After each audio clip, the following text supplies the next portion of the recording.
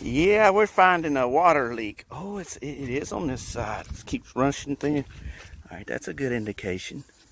See how it's rushing in like that? That means it's over this way. We're gonna find it, Megan. My helper. Okay, so we started here, potholed all the way across, just kind of start dig. And you know, it's about a foot down, so you don't want to waste a bunch of energy.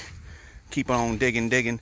And I just re-backfilled over here, and I also made a dam to keep that water from running into this. So whenever you do find it and you start digging out one way to the other, going along the pipe, you'll feel in this crease, which doesn't feel like any water's been running, there's no hole there. On this side, you can see where water's been running in, so that means we continue to go dig that way. And we don't have to dig anymore this way. And then we go turn the water on and see where it's spouting out at.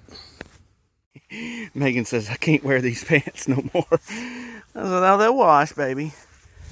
When you're doing this, you got two options. You can either hunker down and do it yourself, or you can call a plumber, which is going to cost you out the booty hole. Ain't that right, Megan? And I like doing it myself. So, if you can do the work, why not do it yourself, right? Save that money. Found it right there at the coupling. 3/4 PVC. I got some of that in the shop, so I'll go get my cutters. Extra PVC and cleaner and cement. What? Can I get all the cutters? The cutters? Yeah, well, kind of maybe. But first, I want to go turn it back on and flush all this out and purge it real good, because I don't want to leave any mud up into the PVC. It'll flush off into your appliances in the house.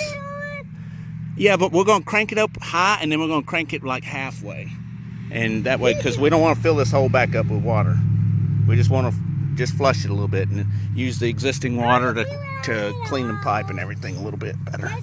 But, yeah, I was wrong.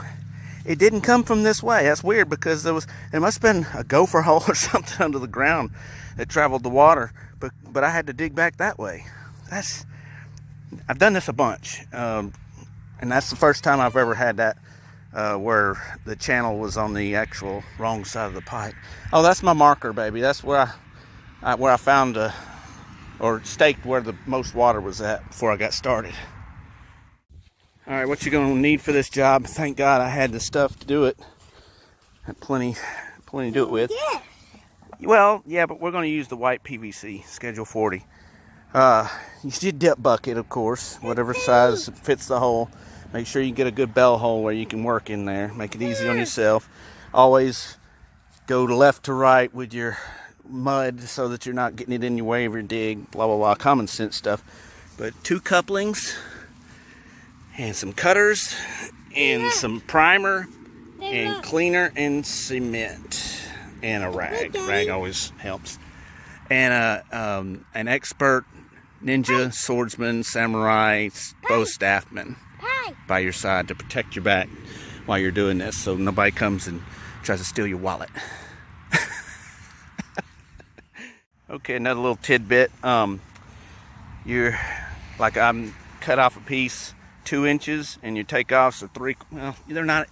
They're forgiving. So, but you're better off just not even trying to do the math, but just cut a piece like 2 inches like this, a short piece, and put your couplings in. You don't want to do a long piece because you want it to be able to flex in the pipes in there, and then just seal it. I'm talking to the people that's watching the video. Okay, just come back, measure, mark. You know, it's a little under 4 inches, so I'm gonna go cut that piece 4 inches, so it'll give me a little wiggle room. Have you a file handy too when you put these pieces together. You want to chamfer the ends so that it goes in a lot smoother, and makes your job just go a little better. Prior preparation prevents piss poor performance. So the thing before you cut this, or it doesn't matter, you can do it after you cut it, but make sure to push down.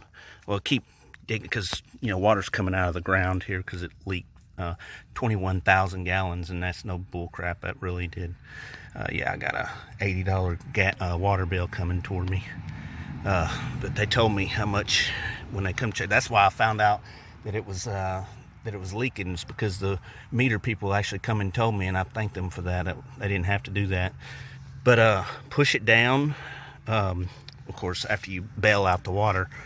But push each end down. It'll purge that existing water out, so it's not running into your glue when you're setting it together. And you're going to want to stick your finger up in there, make sure all the mud's out, and you can flush some of this water up in there because there was mud up in the pipe. But you want to try to make sure that's as clean. You don't want to run that up into your appliances and blah, blah, blah. You can actually go slightly crack open the line, and this one kind of rushed a little bit in there, but you want to kind of try to make the mud come back out of it like that. See, it's still got some mud up in there. I'm not going to glue this until I got it clean. And when you do have this all cemented together, give it about 20-30 minutes before, let it set up really good. It really don't take that long. It doesn't take but just seconds actually, but you want it to cure without any pressure. When you're backfilling, make sure to get a lot of good packing underneath there for support. Get out of my baby. You running up here like a little house on the prairie. What you got? Oh, ladybug. Okay. That'll be your nickname for the rest of the day. All right, get you a good clean paper towel. Hold on. Get you a good clean paper towel. Dry them off. Everything's good and purged. Remember, put your cleaner on first, then your primer, then your glue. Do both sides of this one also. And then pick it up, slide it on. What? There's a lot of mud on the bottom of my shirt. Get out of the mud, baby. I'm the one that gets in the mud today, not you. Oh my God, I feel so stupid right now. Okay, if you're wondering why I've got a T and a cap in there, I'll tell you, because I ran out of couplings. And I've done this, I can't tell you how many times, a bunch of times. And my dumb ass decides I forgot to take my takeoffs off my length, which is 3/4 each end, so it's 1.5 inches. So you cut it and subtract 1.5 inches. Duh. So I actually cut off too much pipe, so then I had to put this in here and then cut off a little more pipe to be able to compensate for the T and the cap. Well, it's there. Thank God I at least had that. I didn't have to run an hour from here to the Home Depot or Lowe's to be able to get one little simple little coupling.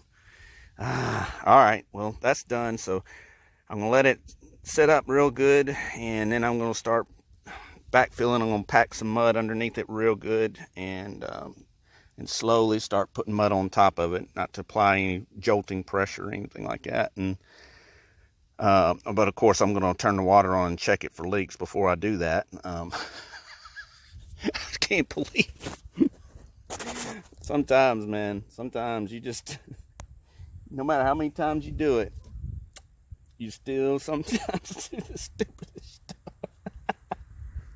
What was I saying about prior preparation prevents piss poor performance? I was talking to myself, y'all. The 7 P's. Well, there it is.